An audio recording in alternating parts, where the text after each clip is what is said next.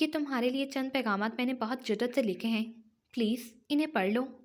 انہیں بھی سیف روم میں جا کر لگا دو۔ دنیا دکھاوے کے لیے نہیں ہے یہ آلیان۔ ان میں جو لکھا ہے وہ میں ہارڈ راک میں سن چکا ہوں۔ ان میں جو لکھا ہے وہ نہ سنا گیا ہے نہ کہا۔ امرحا، اب تمہیں جو کہنا ہے وہ سننے کے لیے میں خود کو موجود نہیں پاتا۔ تم کس قدر ضدی ہو آلیان؟ ہاں، میں بہت ضدی ہوں۔ تم نے کہا تھا تم مجھ سے محبت کرتے ہو۔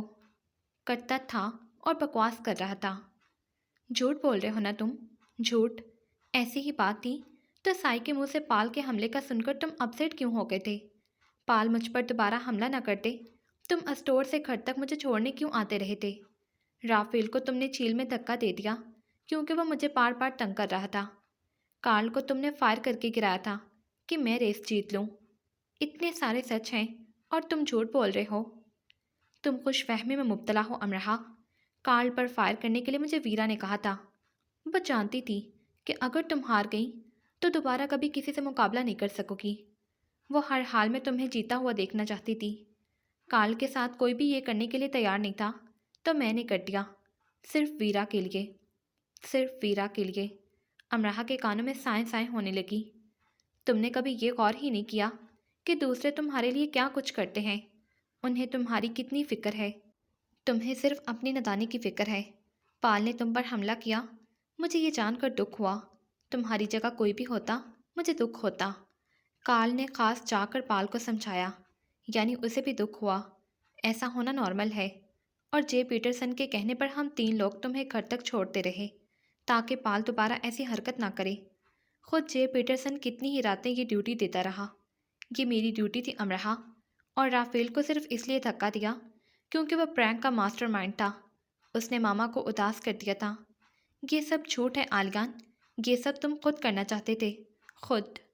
جو میں خود کرنا چاہتا ہوں وہ صرف اتنا ہے کہ میں تم سے دور رہنا چاہتا ہوں۔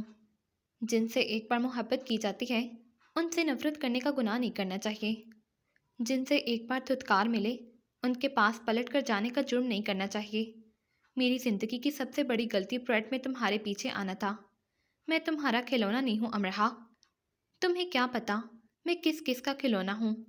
وہ سوچ کر رہ گئی اور کہہ نہ سکی۔ یونیورسٹی بھری پڑی ہے، کسی کو بھی جا کر دوست بنا لو۔ اس کا انداز کبھی بھی ایسا نہیں ہوا تھا جیسا اب ہو گیا تھا۔ امرحا اس کی طرف دیکھتی رہ گئی۔ دوست؟ ہاں، وہ دوست۔ دوستی ہی تو کر رہی تھی تب بھی، اب بھی۔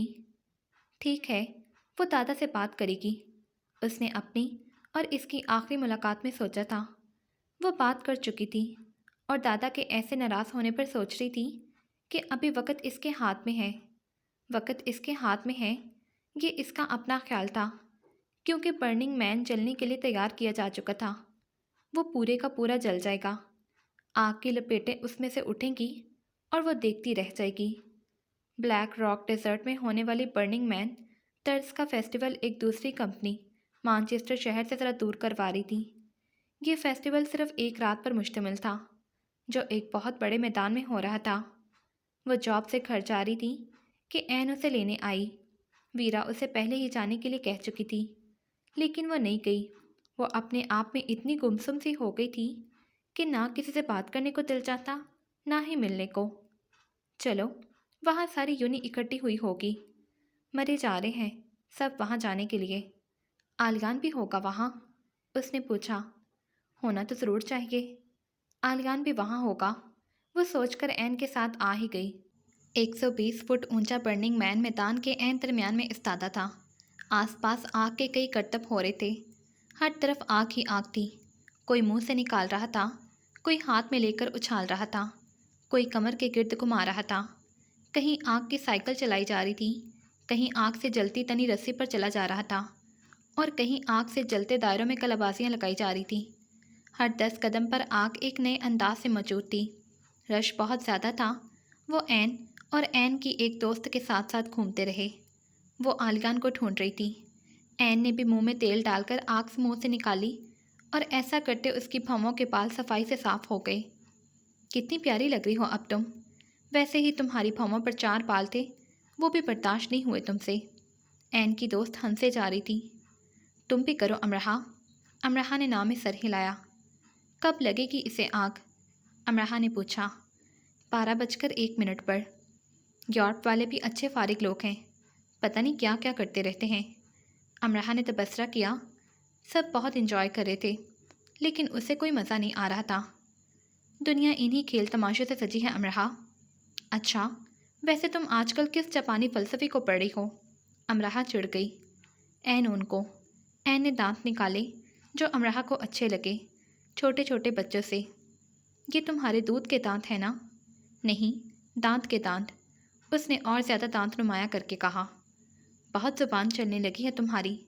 अमरहा हंस दी। बिल्कुल जैसे तुम्हारी साइकिल चलती है। अमरहा की नज़र कार्ल पर गई जो मुंह से आग निकाल रहा था। आग को आग लगा रहा है, खुदा करे आग ही लग जाए। ऐन कार्ल के पास जाकर खड़ी हो गई। कार्ल काफ़ी करतब दिखा रहा था आग से। लोगों की एक बड़ी तादाद उसे देख रही थी। साई भी उसे वहीं मिल गया। तुमने तो कहा था तुम नहीं आओगी। साई कुछ खुश नहीं हुआ था उसके वहाँ आने से। बस ऐन ले आई। आलियान को देखा है तुमने? आया है वो? आया तो है, वो अब पता नहीं किस तरफ है। तुमने वो ढांचा देखा है जिस पर सब अपनी ज़िंदगी के पछतावे लिख रहे हैं? फिर वो ढांचा भी चलाया जाएगा। आओ वहाँ चलकर कुछ लिखें। वह साई के साथ आ गई। एक रोते बसूरते आदमी की शक्ल का ढांचा था, सिर्फ सर जो मैदान में पड़ा था, और इतना बड़ा था कि कोई 100 अफराद बैक वक़्त उस पर अपने पछतावे लिख रहे थे। मैं ताउम्र पछताऊँगी कि मैंने तुम्हारा बहुत दिल दुखाया। मैं तुम्हारे लिए बहुत ज़्यादा तकलीफ़ का बायस बनी आलियान। साई को वहीं छोड़कर वो आलियान को ढूंढने लगी। वो तो उसे नज़र नहीं आया। वीरा उसे पुष्ट से नज़र आ गई। वो किसी के कान में बात कर रही थी, और जब वो ज़रा पीछे हुई तो अमरहा को मालूम हुआ कि वो कान आलियान का था। दोनों ने सीधे खड़े होकर मुंह से आग निकाली एक साथ। फिर उनके 2 क्लास फेलोज़ ने निकाली। फिर उन दोनों ने निकाली जो काफ़ी दूर तक गई। शायद उन दोनों के ग्रुप्स में कोई शर्त लगी थी। मजमा में खड़ी अमरहा अकेली हो गई। जब वो मुंह से आग निकालने से फारिग हो चुके तो वीरा ने आलियान को खड़ा होने का इशारा किया और हाथ में फायर पोई थाम ली और उसे अपने साथ तेज़ी से गोल गोल घुमाने लगी। आग की लहरें उसके जिस्म के साथ गोल दायरों में मुख्तलिफ अशकाल में कई रंगों में बनती चली गईं। वो उसे कमर के पीछे ले गई, सर से ऊपर, दोनों पैरों के नीचे से फिर सर के ऊपर। फायर पोई उसके वजूद के हम आहंग हो गई। वो इतनी तेज़ी और कमालियत से उसके नित नए करतब दिखा रही थी कि लगता था वो सारी उम्र सिर्फ इसी खेल को खेलती रही है। उसने सिर्फ इसी की मशक की है। अगर वहाँ उसके सामने आलियान मौजूद ना होता तो अमरहा ज़रूर दादो तहसीन से उसकी तरफ देखती, लेकिन अब जितनी आँख वीरा के हाथ में थी उससे कहीं ज़्यादा अमरहा की नज़र में थी। अमरहा का दम घुट रहा था, उसकी सभी हिस्से अंगश्ते बदनदा थी। अब वीरा ने आलियान के गिर्द घूमना शुरू कर दिया। आसपास मौजूद पोई फेलोज उन दोनों को देखने लगे। अमरहा ने अपने दिल पर आग की लिपटें महसूस की। उसने ज़रा गौर किया, अपनी गलत फहमी दूर करनी चाहिए, लेकिन वो और बढ़ गई। वीरा ने वही लिबास पहन रखा था जो उसने पेंट हाउस के शौके से ड्रॉ किया था और जो बनकर उसे इतना अच्छा नहीं लगा था। वो 1-2 बार उसे यूनिवर्सिटी पहनकर जा चुकी थी, फिर वो एक अरसे तक उसकी वार्डरोब में पड़ा रहा। अमरहा को लगता था वो अब इसे फेंक देगी, लेकिन उसे फेंका नहीं गया था। आलियान खड़ा था और वीरा के करतब ख़त्म होने में नहीं आ रहे थे, और फिर वो रुक गई ऐन आलियान के सामने। बहुत ही कम फासला रखकर उसने कुछ कहा। आलियान खामोश उसे देखता रहा। इतनी दूर से, इतनी ज़्यादा दूर से भी उसे ये सुनने में ज़रा मुश्किल ना हुई कि वीरा ने उससे क्या कहा है। मैं तुमसे शादी करना चाहती हूँ, मेरे साथ रूस चलोगे पापा से मिलने? 12 घंटे बजे और मजमा में सकूत छा गया, और फिर 12-1 का घंटा बजा। मजमा ने सकूत को शोर से तोड़ा। 70 फुट ऊंचे ढांचे में आग भड़की और वो जलने लगा, सर से गर्दन, गर्दन से सीने तक, फिर पूरे का पूरा। उस आग ने क़यामत का मंजर बर्पा कर दिया। उससे निकलने वाली लिपटें दुनिया को समेटी हुई लगी, जैसे तबाही का नुक्ता आगाज़ हो और आबादीकारी का नुक्ता अंजाम। सब जल जाने का वक्त आ चुका हो। आलियान ने वीरा के हाथ को नरमी से छुआ और मुस्कुराया, और इसी पर बस नहीं हुई। वीरा ने यूनिफेलोस की तरफ घूमकर ताली बजाई और उन्हें मतवज्जो किया और आलियान की तरफ इशारा किया और बोलने लगी। اور پھر وہ زمین پر آلگان کے سامنے بیٹھ گئی اور دونوں ہاتھ جوڑ دیے اور تیز تیز بولنے لگی۔ اس کا انداز بچکانا تھا اور دلربا بھی۔ یونیفیلوس دلچسپی سے اس منظر کو دیکھ رہے تھے، اور پھر آلگان نے کچھ کہا کہ تالیاں بجنے لگیں اور ویرا کھڑی ہو کر مسکرانے لگی۔ یہ وہی مسکراہٹ تھی جو پہلے کبھی ویرا کے ہونٹوں پر دیکھی نہیں گئی تھی۔ سائی اس کے عین پیچھے کھڑا تھا۔ امرہا، یہاں کھڑی کیا کر رہی ہو؟ سائی کی آواز لرز رہی تھی۔ امرہا نے مڑ کر اسے دیکھا۔ سائی اس کی حالت دیکھ کر ڈر گیا۔ ویرا آلگان سے کیا کہہ رہی ہے؟ تم جانتے ہو، ہے نا؟ سائی نے اس سے آنکھیں چرائیں اور وہ جان گئی کہ سائی جانتا ہے۔ ویرا تمہارے پاس آئی تھی سائی، کچھ کہا اس نے؟ امرہا چلا اٹھی۔ سائی خاموش کھڑا رہا، اور وہ کیسے کسی کا راز کسی اور کو دے سکتا تھا؟ امرہا جھٹکے سے پلٹی۔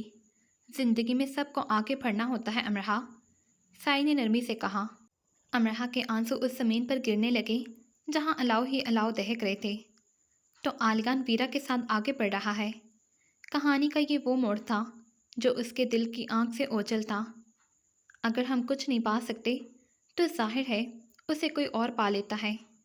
سائی کے لیے مشکل تر ہو گیا اس کی طرف دیکھ کر بولتے رہنا۔ امرہا تیزی سے آگے بڑھی۔ کہاں جا رہی ہو امرہا؟ گھر؟ اتنی جلدی؟ دیکھو ابھی تو برننگ مین چلنا شروع ہوا ہے۔ اس نے اس کا دل بہلانے کی اپنی سی کوشش کی۔ وہ تو کب کا جل چکا۔ وہ آگے بڑھ گئی، رش کو پرے کرتی ہوئی، رش سے پرے ہوتی ہوئی۔ سائی اس کے پیچھے لپکا، لیکن اس کی رفتار کے ساتھ اسے پا نہ سکا۔ ایک چنگاڑی اڑتی ہوئی اس کے فرشی دوپٹے پر گر گئی۔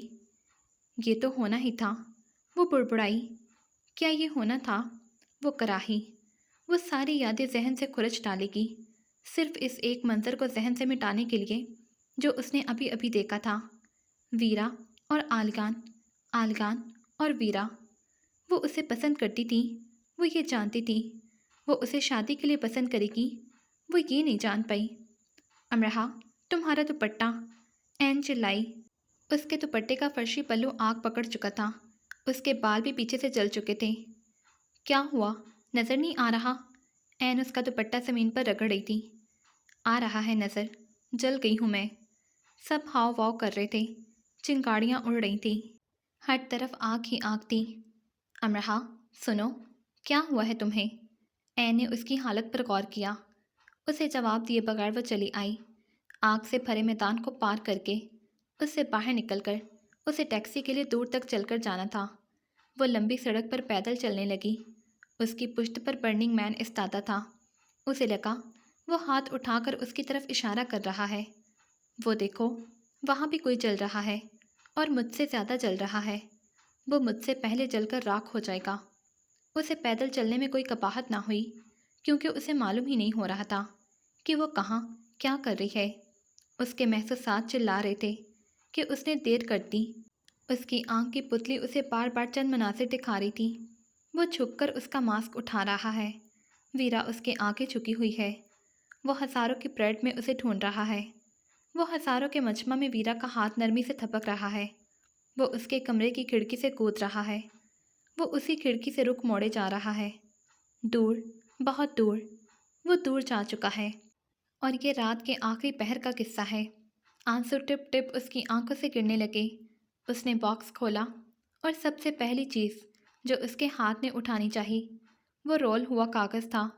اس نے اس کا ربن کھول کر اسے اپنے سامنے پھیلا لیا، اور گھٹنوں کے بل نیچے ایسے بیٹھ گئی جیسے عقیدت کے پیش نظر ایسا کرنا لازم تھا۔ سویڈن جاتے میں نے ٹرین میں بیٹھے بیٹھے اسے بنانا شروع کیا تھا، پھر جہاں جہاں میں گیا یہ میرے ساتھ رہی۔ میں نے ہر خوبصورت جگہ رک کر اس کی نوک پلک سنواری۔ دریا کے ساتھ ساتھ چلتے میں نے ان بیلوں میں رنگ بھرے۔ چار اطراف پہاڑوں میں گھر کر مجھے ان بیلوں پر پھول بنانے کا خیال آیا، اور ہزاروں کے ہجوم میں گھومتے میں نے یہ سوچنے اور فیصلہ کرنے میں کافی وقت لیا، یہ زمین کو چھوئے گی یا نہیں۔ اور کیا تم نے کبھی پھولوں کو کمر کے گرد لپیٹا ہے؟ دیکھو اس فراک پر کمر کے گرد لپیٹے یہ کیسے لگ رہے ہیں۔ اس نے اس تصویر کو ان سب خوبصورت جگہوں پر بیٹھ کر بنایا تھا جہاں جہاں وہ چاہتا تھا کہ وہ اس کے ساتھ ہو۔ وہ اسے ساتھ لے گیا تھا۔ سویڈن سے صرف یہی لائے ہو میرے لیے؟ یہ صرف نہیں ہے، اس کا منہ بن گیا۔ وہ بہت اداس ہو گیا۔ تم نے کبھی آرٹ کی کوئی کتاب نہیں پڑھی، ہر تصویر بولتی ہے۔ وہ اداسی سے ہی گویا ہوا۔ جو کہانی وہ لکھ کر لایا تھا امرہ نے اسے نہیں پڑھا تھا۔ مجھے انسان کی زبان سمجھ میں آ جائے یہی کافی ہے۔ اداسی کو چھٹک کر اس نے ایک نئی داستان کراس بیگ میں سے نکالی اور ایسا کرتے وہ بہت خوش تھا۔ اداسی ختم ہو چکی تھی، جیسے وہ جانتا تھا یہ جادو ضرور چلے گا۔ وہ ایک لکڑی کا پل تھا جو بہت بڑی جھیل کے اوپر بنا تھا۔ پل کے اس طرف ایک لڑکا کھڑا منہ پر ہاتھ رکھے کسی کو آواز دے رہا تھا۔ پل کے دوسری طرف جنگل اور پہاڑ تھے۔ ایک درخت کے پیچھے ایک لڑکی اپنی ہنسی دباتی چھپی کھڑی تھی۔ وہ کتنی زبانیں اور داستانیں اپنے ساتھ لایا تھا۔ وہ اسے کیا کچھ سنا رہا تھا، کیا کچھ بتا رہا تھا۔ جیسے ہی اس نے گھاس پر اس ماڈل کو نکال کر رکھا، امرہ نے اپنا سانس گم ہوتے پایا۔ تو کیا وہ ابھی اس سے سوال کر دے گا اور اسے انکار کر دینا ہوگا جیسا کہ اس نے سوچ رکھا تھا؟ یہ خواب اتنی جلدی ختم ہو جائے گا، پھر وہ ایسے اس کے آس پاس نہیں رہے گا۔ یہ کس بچے کے لیے لائے ہو؟ اس نے سنگ دلی سے اس کا خواب توڑ دیا۔ بچے؟ وہ دیر تک حیران رہا اور جیسے اس کا ننھا سا دل بھی ٹوٹ گیا۔ زمین سے پھوٹتی، پھولوں سے لدی، دلکش رنگوں والی بیلیں لپٹی تھی، جیسے وہ قدیم لیکن بار بار دہرائی جانے والی داستان کی شاہی ریاست کا محل ہو۔ ایک لڑکی جس کے پس منظر میں یہ سب تھا، زمین کو چھوتی پوشاک جو کمر سے چست اور پھولوں سے لپٹی تھی میں ملبوس، چمکتے سورج کو شرارت سے دیکھ رہی تھی۔ اس کا ایک ہاتھ گول ہیٹ کے کنارے پر تھا جو اٹھتے سر سے گرنے کے قریب تھی۔ لڑکی کے لمبے بال اس کی پشت پر بکھرے تھے۔ وہ امرہ تھی۔ کیسی ہے؟ اس نے بہت شوق سے پوچھا، اس خیال کے متعلق پوچھا جس کی کہانی وہ بنا کر لایا تھا۔ اچھی ہے، تم ذرا تفصیل سے دیکھو۔ اس کی آواز کمزور ہو گئی۔ بہت تفصیل سے دیکھ چکی ہوں، اس نے لاپرواہی سے کہا۔ تصویر میں یونی کے اندر سے ایک تقریباً نا نظر میں آنے والا سایہ لڑکی کی طرف آتا نظر آتا تھا، جو پھولوں اور بیلوں کا حصہ لگتا اور جسے پہلی نظر میں دیکھا نہیں جا سکتا تھا۔ امرہ نے خود کو دیکھنے سے پہلے اس عکس کو دیکھ لیا تھا۔ وہ آلگن تھا جس پر اس نے انگلی نہیں رکھی تھی، اس پر امرہ نے نظر رکھ لی تھی۔ اسے ایک پل لگا تھا سمجھنے میں، وہ سب جان گئی تھی۔ وہ اس کی کھڑکی کے نیچے کھڑا مسکرا کیوں رہا تھا؟ وہ یونی میں اس کے پیچھے پیچھے کیوں رہتا ہے؟ وہ کہیں سے بھی گزرے وہ سامنے کیوں آ جاتا ہے؟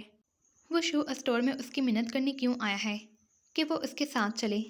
مانچسٹر میں پہلی برف دیکھتے ہی، اسے اپنے چاروں اطراف محسوس کرتے ہی، برف پر گر کر بیٹھے اس نے سب جان لیا تھا۔ اس کے ہاتھ میں اس کی ہر جنبش، ہر جملے کا جواب آ گیا تھا۔ وہ کہانی سمجھ گئی تھی جو ابھی سنائی نہیں گئی تھی۔ اسی وقت وہ دو حصوں میں تقسیم ہو گئی۔ وہ اپنے پیچھے اس کے قدموں کی چاپ نہ سنتی تو بے چین ہو جاتی۔ وہ سامنے نہ آتا تو کوئی اسے سامنے آتا اچھا نہ لگتا۔ وہ اسے ڈھونڈ نہ لیتا تو وہ خود اس کے قریب پہنچ جاتی۔ جس جگہ وہ اسے ہائے کہنے کے لیے کھڑا ہوتا، اس جگہ کو وہ بہت دور فاصلے سے ہی اپنی نظروں میں رکھتی۔ وہ فاصلوں سے اسے دیکھتی اور قریب جانے پر لاپرواہ بن جاتی۔ تو یہ کھلونا نہیں ہے، اس نے مزید اس کا دل توڑ دیا۔ وہ اس کی مشق بہت پہلے سے ہی کرتی رہی تھی۔ نہیں، یہ ایک تصور کی عملی صورت ہے امرہ۔ اسے چھوا جا سکتا ہے، سمجھا جا سکتا ہے اور بدلا بھی جا سکتا ہے۔ دیکھو، پل کے اس طرف کھڑا یہ لڑکا اس لڑکی کو آواز دے رہا ہے جس کے ساتھ اسے مچھلی کا شکار کرنا ہے، یا جھیل کے پانی میں پیر ٹپو کر بیٹھنا ہے اور سورج کو چڑھتے اور ڈھلتے دیکھنا ہے، یا جنگل کی طرف ہاتھ پکڑ کر لے جانا ہے اور تتلیوں کے پیچھے بھاگنا ہے۔ تو کھلونا ہی ہوا نا، تتلیوں کے پیچھے تو بچے ہی بھاگتے ہیں۔ بچے نہیں امرہ، معصوم دل تتلیوں کے پیچھے بھاگتے ہیں۔ کیا تمہارا دل نہیں چاہتا سارا مانچسٹر، تمہارا لاہور، یہ ہماری دنیا ہر رنگ کی تتلیوں سے بھر جائے، ہم ان میں گھر جائیں، وہ ہمارے ساتھ اڑیں، ہم اپنے ساتھ اڑائیں؟ تم بزنس کے اسٹوڈنٹ ہو نا آلیان؟ میرا دماغ بزنس کا اسٹوڈنٹ ہے، دل نہیں۔ تم کتنی معمولی باتیں بھی نہیں سمجھتی۔ چلو کوئی بات نہیں، میں تمہیں ہر بات تفصیل سے سمجھا سکتا ہوں۔ اس نے حوصلہ نہیں ہارا۔ ہر بات وہ تفصیل سے سمجھ چکی تھی۔ اس وقت وہ یہی چاہتا تھا نا کہ پل کے اس طرف کھڑا آلگان جو اسے آواز دے رہا ہے، تو اس کی آواز پر وہ درخت کے پیچھے سے نکل کر چلتی ہوئی اس کے پاس آ جائے اور کہے، لو میں آ گئی۔ تم اپنی بےسری آواز کو تھوڑا سریلا کر کے آواز نہیں دے سکتے؟ جب تم میرے پاس نہیں ہوتی تو یہ بےسری ہو جاتی ہے۔ اب سنو، کیا اس میں سر آئے؟ ہاں، اب کچھ بہتر ہے۔ ہیڈ کو سر پر جمائے وہ اس سے آگے چلے گئی۔ تمہاری ٹوکری میں کیا ہے؟ وہ اس کے پیچھے آئے گا، ضرور آئے گا۔ چیری، وہ مڑے بغیر ادا سے کہے گئی۔ اتنی کم چیری؟ اسے صرف بات کرنے کا بہانہ چاہیے ہوگا۔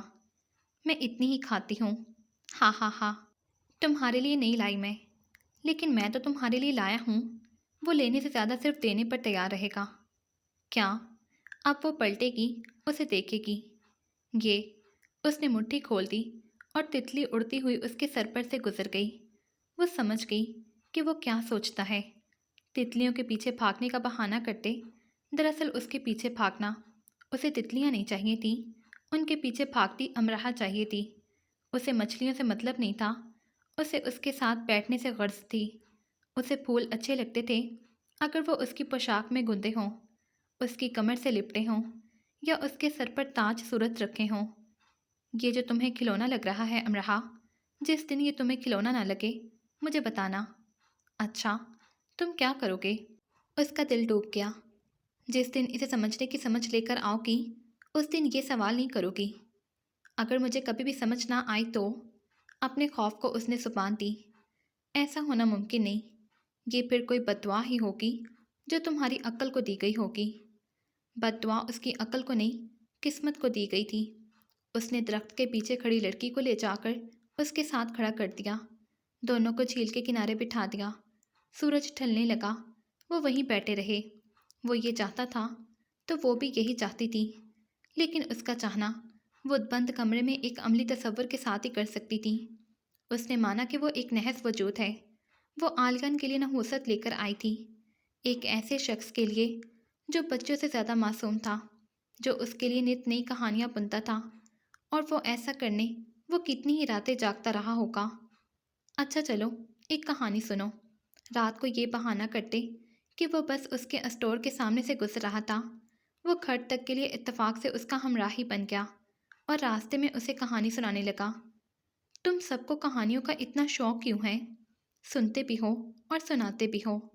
کہانی کا بہانہ کر کے وہ رات کو اس سے ملنے آیا تھا یا کہانی کے لیے بہانہ بنایا تھا؟ امراہ اس سے پوچھ لینا چاہتی تھی۔ ہم فرشتے ہیں نا؟ فرشتے؟ ہاں، بچے فرشتے ہی تو ہوتے ہیں۔ شٹل کاک سے کتنی ہی دور پہلے وہ اسے بس سے لے کر اتر گیا۔ کتنے اسٹاپ پہلے اتر گئے تم؟ وہ چلا اٹھی۔ ڈاکٹرز کہتے ہیں اگر رات کو چہل قدمی کر کے سویا جائے تو بہت گہری نیند آتی ہے۔ یقیناً ان ڈاکٹرز میں سے ایک ڈاکٹر عالقان ہوں گے۔ ہاں ہاں ہاں، تمہیں میری باتوں پر یقین کرنے کی عادت ڈالنی چاہیے۔ مجھے تمہارے جھوٹ پکڑنے کی کوشش کرنی چاہیے۔ چلو کہانی سنو۔ ایک جادوگرنی نے ایک شہزادے کو جادو سے غائب کر دیا۔ غائب مطلب وہ موجود ہے لیکن کسی کو دکھائی نہیں دیتا۔ وہ سن سکتا ہے لیکن بول نہیں سکتا۔ اسے ایک شہزادی سے محبت ہوتی ہے لیکن شہزادی اس سے لا علم ہوتی ہے۔ جادوگرنی شہزادے سے کہتی ہے کہ اگر اس نے شہزادی کو اپنی محبت کا یقین دلایا تو وہ اس کے جادو سے آزاد ہو جائے گا۔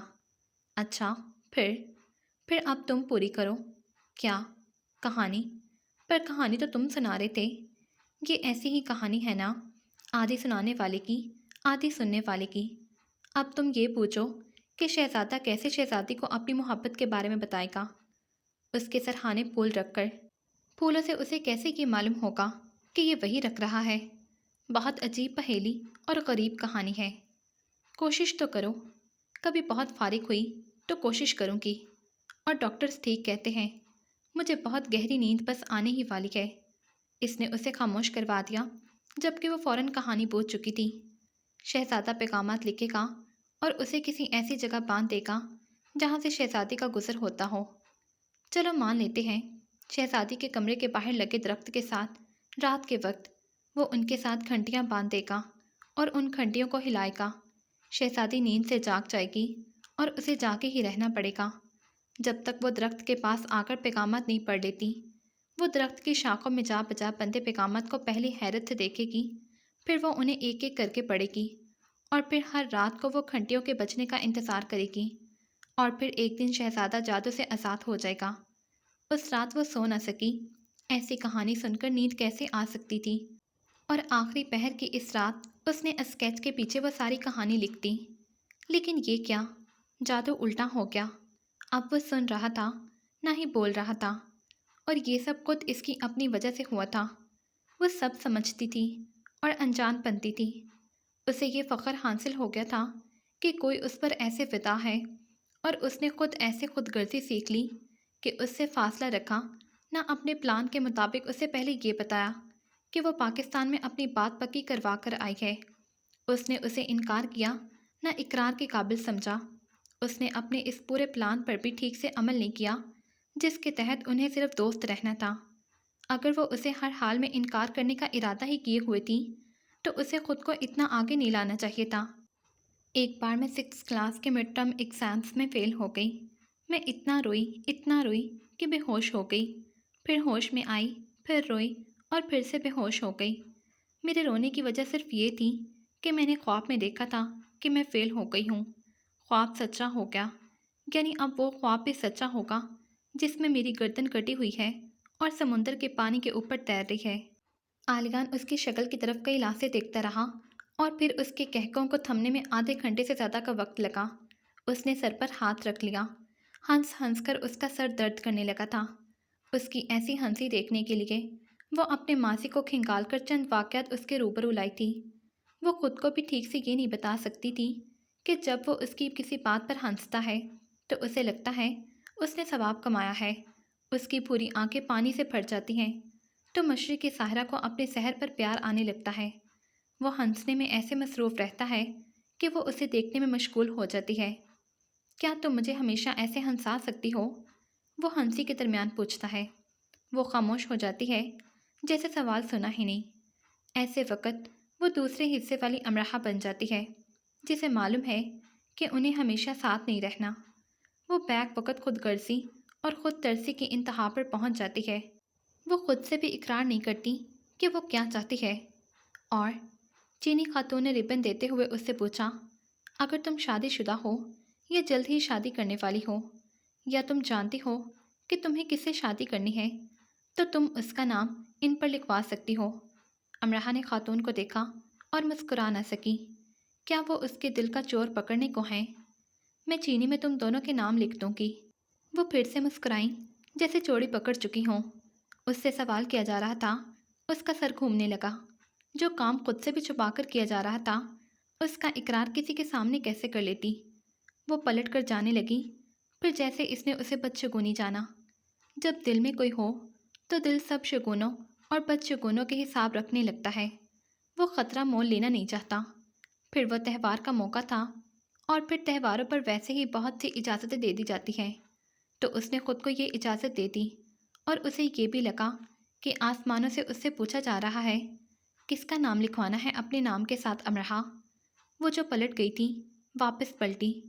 میرا نام امرحہ ہے، اور اس کا خاتون مزید مسکرانے لگی۔ وہ، اس کا، آلگان۔ خاتون نے سر کو جنبش دی اور دونوں کے نام چینی میں لکھ دیے۔ ان دو ریبن کو لے کر اس کے لیے چلنا دوپہر ہو گیا۔ اس کے دل کی دھڑکن اتنی تیز ہو گئی کہ اسے لگا کہ وہاں موجود ہزاروں لوگ جو ادھر ادھر دیکھ رہے ہیں تو دراصل اسی کے دل کی دھڑکن کو تلاش کر رہے ہیں، اسی کو لے کر سرگوشیاں کر رہے ہیں، اسی پر مسکرا رہے ہیں اور سر ہلا کر اسے بتانا چاہتے ہیں کہ ہاں، ہم جان گئے ہیں تم کیا کر آئی ہو، دیکھو تم پکڑی گئی۔ وہ مسکرائی اور مسکراہٹ غائب بھی کر لی۔ اسے یہ بھی لگا کہ اس نے کوئی بڑا گناہ کر لیا ہے، اور یہ بھی کہ زندگی میں اب اسے کوئی ایسی چیز ملی ہے جو اتنی قیمتی ہے کہ اسے دنیا کا ہر محفوظ کونا غیر محفوظ لگنے لگا ہے، اور اسے لگنے لگا ہے کہ دنیا میں ہر کوئی اس کے ان ربنز کو چرا لینے کا ارادہ رکھتا ہے۔ اگر آلیان ڈریگن پریڈ میں نہ آتا تو وہ اگلے کئی دنوں تک خود ہی اس کا سامنا نہ کرتی۔ چینی اسٹالوں پر گھومتے اس نے بہت کچھ دیکھا، ادھر آلیان ادھر آلیان، ہر آنکھ، ہر انداز، ہر مسکراہٹ آلیان۔ اس نے خود کو شیشے میں دیکھا اور وہاں بھی آلیان کو پایا۔ ہم اچھے دوست بنے رہیں گے، پھر میں پاکستان چلی جاؤں گی۔ اگر اس نے کچھ کہا تو میں کہہ دوں گی کہ میری بات میرے کزن کے ساتھ طے ہے۔ یہ تھا اس کا پلان، جو اس نے ترتیب دے رکھا تھا، اور اس پلان کی وجہ یاد بنی تھی جو اسے آلگان کو دیکھ کر آیا کرتی تھی۔ جب تک اسے کوئی نوکری نہیں مل جاتی تم اسے رکھ لو واجد، جب ایک بار کہہ دیا نہیں تو نہیں۔ کیوں اتنے انتہا پسند بن رہے ہو؟ جی میں ہوں انتہا پسند، اور کیا سننا ہے مجھ سے؟ انسان کو اتنا سخت دل نہیں ہونا چاہیے۔ میرے اپنے اصول ہیں، آپ مداخلت نہ کریں پاپا۔ اصول ہیں، شریعت نہیں کہ بدلی نہ جا سکے۔ شریعت ہی سمجھ لیں، شریعت ہی سمجھ لیں۔ یہ جملہ اس کے کانوں میں اس وقت ضرور گونجتا جب جب اس کی نظر آلیان پر پڑتی۔ ان کی کالونی کا چوکیدار عیسائی تھا، اپنے بیٹے کی نوکری کے لیے پریشان تھا، جو ایک ٹانگ سے معذور تھا اور صرف بیٹھنے والا کام ہی کر سکتا تھا۔ اس کے 2 بچے تھے اور اس کے گھر کے حالات ٹھیک نہیں تھے۔ جہاں وہ پہلے کام کرتا تھا وہ نوکری کسی وجہ سے جاتی رہی۔ چوکیدار دادا کے پاس کئی بار آیا تھا کہ بابا اسے عارضی طور پر اپنی شاپ پر رکھ لیں، لیکن بابا نے لاکھ منت پر بھی نہیں رکھا۔ چند ہزار دے دیے کہ اس کی امداد کر دیں۔ امداد ہی لینی ہوتی تو نوکری کرنے کے لیے تڑپ نہ رہا ہوتا۔ دادا نے پیسے واپس کر دیے۔ جو اپنی شاپ پر ایک عیسائی لڑکے کو ملازم نہیں رکھ رہے تھے، وہ ایک عیسائی عورت کے بیٹے کو گھر میں داماد ہونے کی حیثیت سے گھسنے دیتے۔ جسے نوکری نہیں دی تھی اسے بیٹی دیتے، جس کے لیے ضد نہیں توڑ رہے تھے اس کے لیے روایت توڑتے۔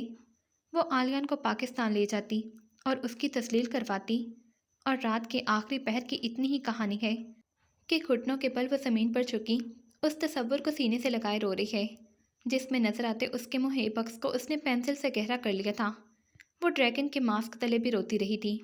وہ جیسے جان گئی تھی کہ اب اسے رونا ہی ہے۔ وہ روتی رہی کیونکہ وہ جانتی تھی اسے اس سے الگ ہی رہنا ہے۔ وہ اسے دوستی کے لیے منا لے گی، محبت تک بات نہیں لائے گی، لیکن اب اس رات برننگ مین کو اپنی پشت پر دور چھوڑ دے۔ وہ بات محبت تک لے آئی تھی۔ اس نے اس بار محبت کا ترازو ہاتھ میں پکڑا تھا اور دونوں طرف آلیان کو بٹھایا تھا۔ خوف کو دل میں ہی لیے وہ بے خوف ہو کر آگے بڑھی تھی۔ ہاں اب ہی تو اس نے وہ دھن تشکیل دینی شروع کی تھی جو آلیان کے وجود سے پھوٹتی روشنی سے مل کر رقص کنا ہونے کو تھی۔ اب ہی تو اس نے اس کی آنکھوں پر تنی کمانوں کے کناروں سے جا ملنے کی ٹھانی تھی۔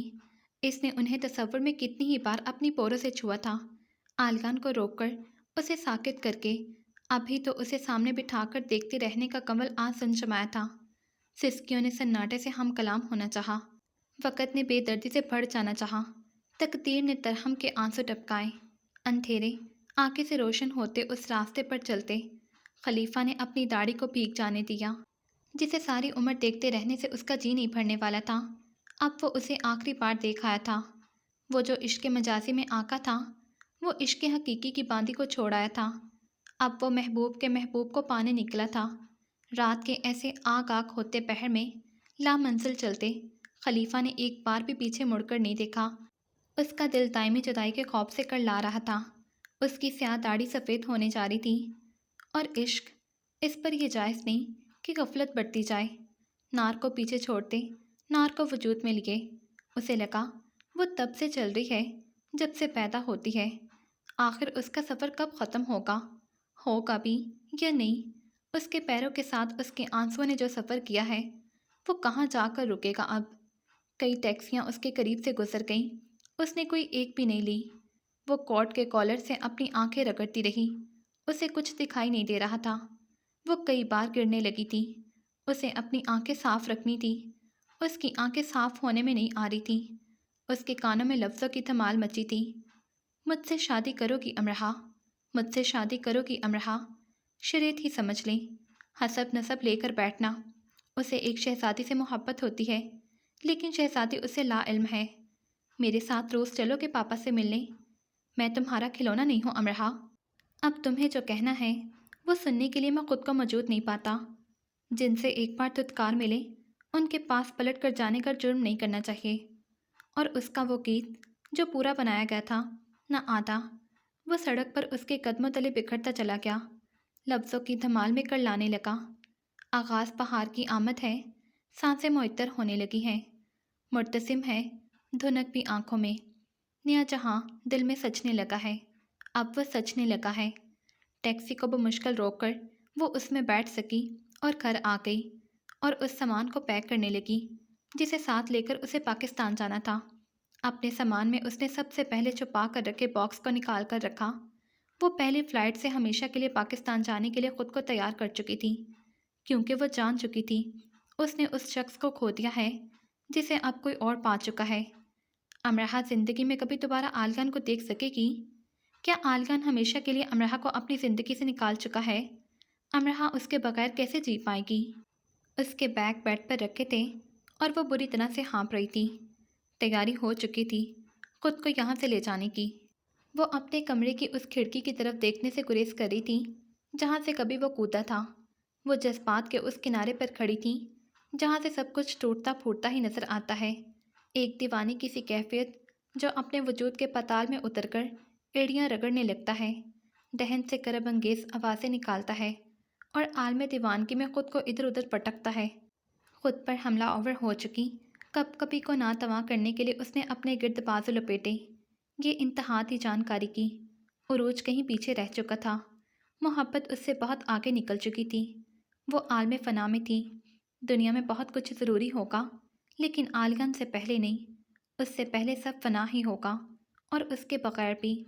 عالم یقین کے پٹ اس پر واہ ہوئے اور اس نے جانا کہ وہ اس سے جدا ہونے کی متحمل ہو سکتی ہے اگر زندہ ہی نہ رہے۔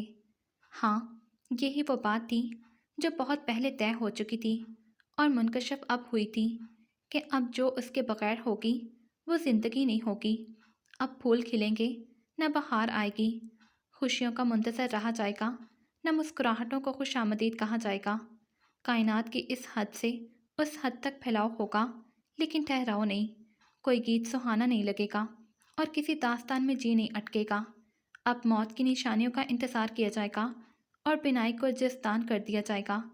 اب نہ بولنے کی غرض رہے گی نہ سننے کی چاہت۔ اب ساری دنیا کے اہرام اپنی بلندیوں سے گر جائیں گے اور پانی کے ذخیرے اپنا پانی الٹ دیں گے تو بھی قیامت کا گمان نہ ہوگا۔ صبح تک وہ فیصلے کے پنڈولم پر جھولتی رہی۔ وہ مرنے کا ارادہ نہیں رکھتی اور مر مر کر زندہ رہنے کا بھی۔ ویرا گھر آ چکی تھی اور این بھی۔ ویرا کو نیو یارک جانا تھا۔ جس ٹیکسی میں وہ گھر آئی تھی اسی ٹیکسی میں بیٹھ کر وہ ایئرپورٹ چلی گئی۔ این اس کا دروازہ بجاتی رہی لیکن اس نے کھولا ہی نہیں۔ تم نہ صرف خود پاگل ہو بلکہ دوسروں کو پاگل کر دینے کی طاقت بھی رکھتی ہو۔ دروازے کے باہر این تیز آواز میں بڑبڑا کر چلی گئی۔ وہ رات بھر اسے فون کرتی رہی تھی لیکن اس نے اٹھایا نہیں تھا۔ وہ سمجھی وہ وہیں کہیں ہے لیکن وہ گھر پہ تھی۔ بہت صبح وہ شٹل کاک میں کسی کے بھی اٹھنے سے پہلے یونی آ گئی اور باہر سے ہی اس کے گرد چکر لگاتی رہی۔ سڑکیں سنسان تھیں اور یونی بھی۔ وہ حسرت سے اس عمارت کو دیکھ رہی تھی جس کی یاد آنے پر وہ سختی سے آنکھیں میچ لیا کرے گی۔ اپنی سانس کو متوازن رکھنے کے لیے اسے خود سے گہری گہری سانسیں لینی پڑ رہی تھی۔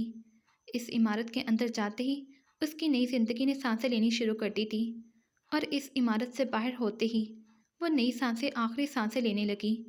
ادھر ادھر کسی پارک میں بیٹھے، فٹ پاتھ پر چلتے، کافی شاپس کی شیشوں کی دیواروں سے اندر جھانکتے اور مانچسٹر پر آخری اڑان بھرتے جیسے پرندوں کو دیکھتے اس نے کافی وقت گزار لیا اور پھر وہ اپنے اسٹور آ گئی۔ تمہاری ڈیوٹی تو شام میں نہیں؟ مینیجر نے پوچھا۔ اسٹور روم میں کچھ جوتے ہیں، وہ مجھے خریدنے ہیں۔ وہ ذرا اٹک کر بولی۔ ٹھیک ہے، خرید لو۔ وہ اسٹور روم میں آ گئی اور وہ جوتے اٹھا لائی جسے عالیہ نے پہن کر دیکھا تھا اور جو بعد ازاں اس نے ایسی جگہ چھپا دیے تھے کہ کوئی اور ورکر انہیں دیکھ کر خرید ہی نہیں سکے۔ جوتوں کے وہ 3 عدد جوڑے تھے۔ مینیجر نے انہیں دیکھا تو شرارت سے مسکرانے لگا۔ بے شک ان میں نقص معمولی ہے لیکن میں پھر بھی تمہیں مشورہ دوں گا کہ اس شاہی خاندان کے فرد کے لیے تم انہیں بھی معمولی سمجھو اور ان 3 کے بجائے تم ایک وہ لے لو جسے میں نے ایک میگزین میں پرنس ہیری کو پہنے دیکھا ہے۔ اس نے مسکرا کر کہا لیکن اس کی تحریک سنجیدہ تھی۔ وہ مسکرا نہیں سکی اور بتا بھی نہیں سکی کہ جوتے عالیان کے لیے معمولی ہی ہوں گے لیکن اس کے لیے بہت خاص ہیں۔ وہ انہیں اپنے پاس رکھنا چاہتی ہے۔ وہ ان باقیات کو اکٹھا کر رہی ہے جو پورا عالیہ نہیں بنا سکتی۔ پھر کیا ارادہ ہے پرنس ہیری کے جوتے کے بارے میں؟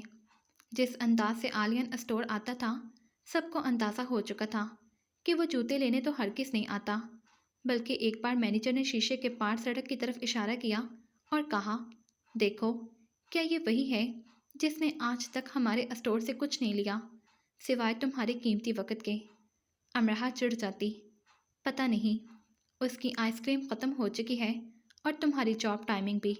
ویسے وہ تم سے کیا کہتا ہے کہ میں یہاں سے گزر رہا تھا تو سوچا تم سے ہائے ہیلو کرتا جاؤں، یا وہ یہ کہتا ہے کہ میں نے مانچسٹر کے فلاں کونے میں واقع فلاں ریسٹورانٹ دریافت کر لیا ہے جہاں ملنے والا فش سوپ اتنے مزے کا ہے کہ گمان ہوتا ہے کہ اس کے شیف نے اس پر کوئی جادو پڑھ کر پھونکا ہے، اور سنو، وہ پچھلے 15 منٹ سے ادھر ادھر ٹہل رہا ہے۔ جو گزر رہے ہوتے ہیں وہ ایسے 15 منٹ تک انتظار نہیں کرتے۔ اگر وہ تمہارے سامنے یہ چھوڑ کھڑے تو تم مسٹری سے مسکرا سکتی ہو۔ اب وہ اداسی سے مسکراتی اور نفی میں سر ہلایا کہ ہیری کے جوتے نہیں چاہیے۔ جوتے اسٹور میں ہی رکھوا کر وہ باہر آ گئی۔ وہ اپنے واجبات لینے آئی تھی، لیکن فی الحال اس نے واجبات کو چند گھنٹوں پر ٹال دیا۔ اس نے خود کو بھی چند گھنٹوں کے لیے ٹال دیا۔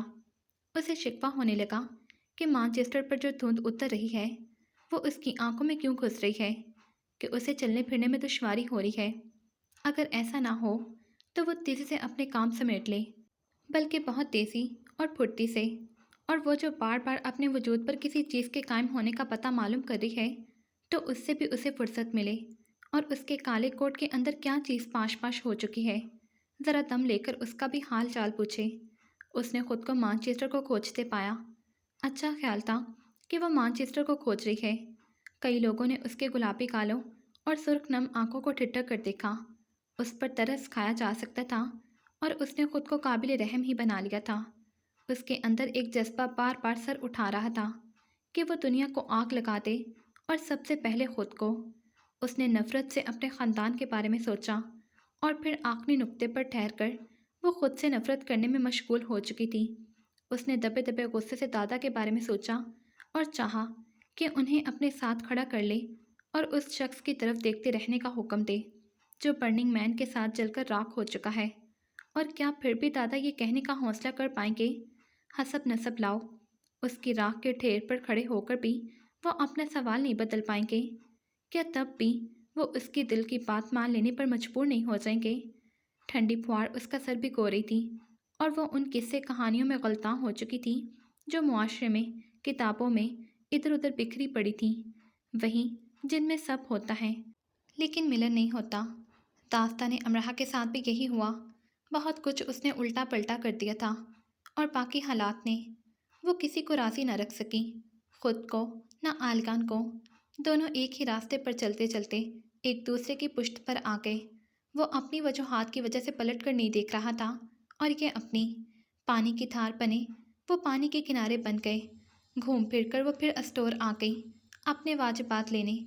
واجبات سے زیادہ مقصد جاب چھوڑ دینے کا عندیہ دینا تھا۔ تمہارا کوئی پوچھنے آیا تھا؟ اسے دیکھتے ہی مینیجر نے اسے بتایا۔ آلگان، سانس سے بھی پہلے نام اس کے حلق سے نکلا۔ کوئی سائی تھا، میں نے کہہ دیا۔ تم آئی تھی اور چلی گئی۔ سائی، وہ بڑبڑائی۔ وہ کافی بار اسے کال کر چکا تھا، لیکن اس نے کوئی کال ریسیو نہیں کی تھی۔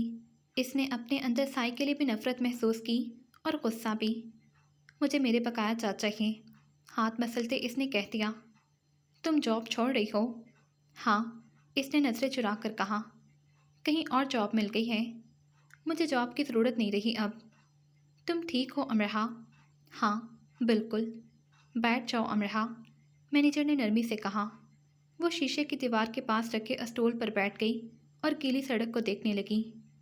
کہیں جا رہی ہو؟ دونوں ہتھیلیوں کو مسلتے امرہ نے چونک کر گیلی سڑک پر سے نظریں اٹھائیں۔ اسے یہ کس نے بتایا کہ وہ جا رہی ہے؟ تو کیا اسے واقعی جانا ہوگا؟ اس کے رخصت کے استارے اکٹھا ہونا شروع ہو گئے ہیں، اور اس کے قیام کی علامتیں روپوش ہو گئی ہیں۔ اتنا وقت تمہارے ساتھ گزارا ہے، اور تم کیسے جذبات سے آری خاموش سی جا رہی ہو؟ اگر تمہارا جانا ضروری ہے تو اچھے انداز سے بائے کہہ کر جاؤ، ورنہ مجھے موقع دو کہ میں تمہیں اس انداز میں الوداع کہوں جس انداز میں نے تمہیں خوش آمدید کہا تھا۔ اور صرف اتنی سی بات پر وہ پھر سے رونے لگی اور آنکھوں کو رگڑ کر مینیجر کو دیکھا۔ میں نہیں جا رہی، کہیں نہیں جا رہی۔ پھر جاب کیوں چھوڑی؟ یہ دیکھنے کے لیے کہ کیا کچھ چھوڑ سکتی ہوں۔ میں سب چھوڑ سکتی ہوں، لیکن اسے نہیں۔ پوری شدت سے جانے کا فیصلہ کرنے کے باوجود میں ساری قوتیں لگا کر خود کو روک لینا چاہتی ہوں۔ مجھے روک لیں پلیز۔ رک جاؤ امرہا، میں یہاں رہنا چاہتی ہوں۔ رہ جاؤ یہاں، دنیا کے کسی اور کونے میں کیسے رہ سکتی ہوں اب بھلا؟ دنیا کے اس کونے کے علاوہ تمہیں کہیں اور رہنے کی ضرورت نہیں۔ یہاں بھی اب میری ضرورت نہیں رہی، یہاں بھی نہیں رہ سکتی، یہاں سے جا بھی نہیں سکتی۔ اسے اتنی جلدی کیوں تھی مجھے ہنسانے اور رلانے کے کام اس نے اتنی جلدی جلدی کیوں کیے؟ اس نے مینیجر کی طرف دیکھنے سے گریز کیا۔ ولسن ہمدردی سے اسے دیکھنے لگا۔ وہ جوتوں والا، بہت کچھ وہ پہلے سمجھ چکا تھا، اب مکمل سمجھ رہا تھا۔ میں اپنے جانے کے سامان کر رہی ہوں اور خود کو روک لینے کے بھی۔ میں بری طرح سے منتشر ہوں۔ میرا ایک حصہ میری مٹھی میں ہے اور ایک اس کے وجود میں۔ میں خود کو کہاں کھڑا کروں اور کہاں سے چلتا کروں، میں فیصلہ نہیں کر پا رہی۔ ولسن، میں نے اسے کھیل نہیں سمجھا تھا، لیکن کھیل کی طرح ہی کھیل گئی۔ اسی لیے تو محبت میں ہار جیت ہوتی ہے۔ اگر ہم اس سے نہ کھیلیں تو ایسا تو نہ ہونا، صرف جیت ہی ہو، بس جیت۔ ولسن میز کے کنارے سے ٹک کر کھڑا ہو گیا۔ امرہا اردو میں بول رہی تھی، اسے الفاظ سمجھنے میں دقت تھی، محسوسات سمجھنے میں ہرگز نہیں۔ میں نے ہر خوبصورت شے کی طرف سر اٹھا کر دیکھا ہے، آنکھیں گاڑ کر، دل جما کر، پھر بھی میں یہ یقین حاصل نہیں کر پائی کہ میں ان کے سہارے جی لوں گی، وہ میرے لیے کچھ تو سہارا بن جائیں گی۔ دیکھو، یہ سڑک پر چلتے لوگ، ہنستے مسکراتے لوگ مجھے کتنے ہیبت ناک لگ رہے ہیں، اور یہ آسمان سے برستی پھوار مجھے اس پر ترس بھی آ رہا ہے۔ مجھے یہ کیسی حقیر بھی لگ رہی ہے کہ میرے آنسوؤں سے مقابلہ کر رہی ہے، اور میں نے ساری بڑی نعمتوں کو گن کر دیکھ لیا ہے، ان کے انبار بھی مجھے دیے گئے تو میرے لیے رائے برابر خوشی کا سامان نہ ہو سکے گا۔ میں کبھی حساب میں اچھی نہیں رہی، اور دیکھو آج ہر غم کے جواب میں وہ نکلتا ہے، اور ہر خوشی کے سوال میں بھی میرا حساب اچھا ہو گیا ہے۔ میز پر رکھے ٹیشو باکس کو ولسن نے اس کے آگے کرنا قابل تحقیر جانا۔ وہ بچوں کی طرح اپنے کسی پیارے کھلونے کے ٹوٹ جانے پر رو رہی تھی۔ اسے لاڈ سے چپ کروایا جا سکتا تھا یا تسلی سے، صرف اس کی آنکھیں خشک کر دینا کافی نہیں ہوگا۔ میں سوچتی ہوں اگر اپنی ہتھیلیوں پر آنسو بہاتی رہوں تو شاید میری قسمت بدل جائے۔ اس کی آواز اتنی دھیمی تھی کہ اسے سننے کے لیے کان اس کے منہ کے پاس لے جانے پڑتے، تو ثابت ہوا کہ وہ خود اپنے آپ سے بات کر رہی تھی۔ میں اسے کبھی یہ بتا نہیں سکی کہ وہ مجھے کتنا اچھا لگتا ہے۔ اب اسے کون بتائے گا کہ امرہا نے اسے کتنا پسند کیا، اتنا کہ میں نے اس کے پلٹ جانے پر اس کی پشت کو اوجھل ہو جانے تک دیکھا، اور اس کے سامنے آنے پر میں نے اپنی نظر سے اس کی نظر اتاری۔ اگر وہ مجھے ملا نہ ہوتا تو مجھے یہ کبھی معلوم نہ ہوتا کہ خدا کی رحمت کیسے انسانی صورت مجسم ہوتی ہے، اور اگر کرم اور مہربانی کی کوئی پہلی صورت ہے تو وہ اس جیسے انسان کی زندگی میں شامل ہونا ہے، اندھیروں پر قابض ہو جانے والا وہ روشن ستارہ جو طلوع ہوا کرتا ہے، غروب نہیں۔ رات کو آنکھیں بند کرنے سے پہلے مجھے یہ منظر دیکھنا یاد رہتا ہے کہ کیسے وہ سر کو اٹھا کر کہکے لگاتا ہے۔ مجھے دلی سکون ملتا ہے اس منظر کو دہرا کر جب وہ میرا ماسک اٹھانے چکا تھا۔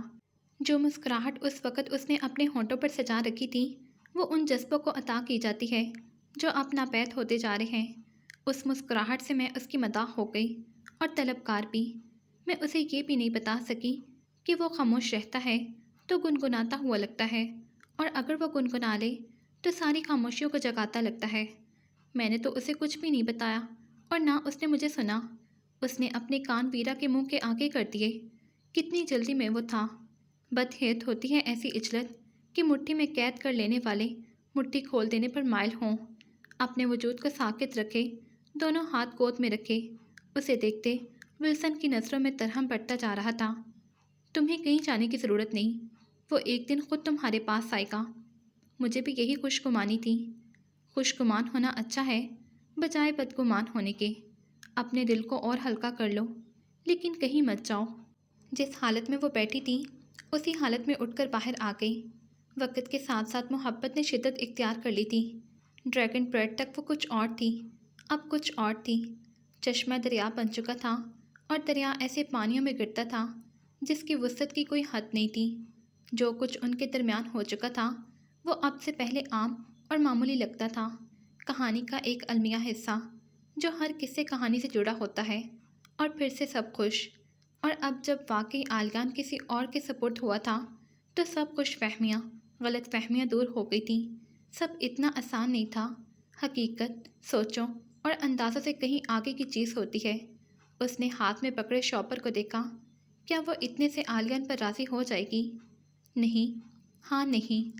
خود سے کئی ہزار بار یہ سوال پوچھ چکے اور اس کا جواب جان چکے، اور اپنا سب کچھ ہار چکے عالیان کو جیتنے کے لیے اس نے ایک آخری جوا بھی کھیل لینا چاہا۔ اس کے خاندان کو حسب نسب چاہیے تھا، اور اسے وہ خاندان کے نام پر اس کے پاس کچھ تو ہوگا، کوئی تو، اور نہ جانے وہ کوئی کتنا معتبر ہوگا کہ اعتراض کا سوال ہی نہ اٹھے۔ وہ ویرا کو ہاں کہہ چکا ہے تو نہ بھی کہہ دے گا۔ امرہا کی ہاں کے بعد کسی نہ کی گنجائش نہیں رہے گی۔ اس نے کوٹ کی جیب سے فون نکالا اور کافی دیر تک اسے دیکھا۔ وہ پہلے بھی ایک بار اس نمبر پر فون کر چکی تھی۔ اسے کچھ نہیں بتایا گیا تھا، بلکہ الٹا انہیں یہ شک ہو گیا تھا کہ وہ صرف پیسوں کے لیے یہ ظاہر کر رہی ہے کہ وہ ان کی مدد بھی کر سکتی ہے۔ برننگ مین اس کے سامنے آ کر کھڑا ہو گیا اور اسے یہ بتانے لگا کہ اب اسے ساری زندگی اسی کی طرح جلنا ہوگا، اور برننگ مین یہ نہیں جانتا تھا کہ آگ سے جل جانا جدائی کی آگ سے بہت کم تکلیف دہ ہوتا ہے۔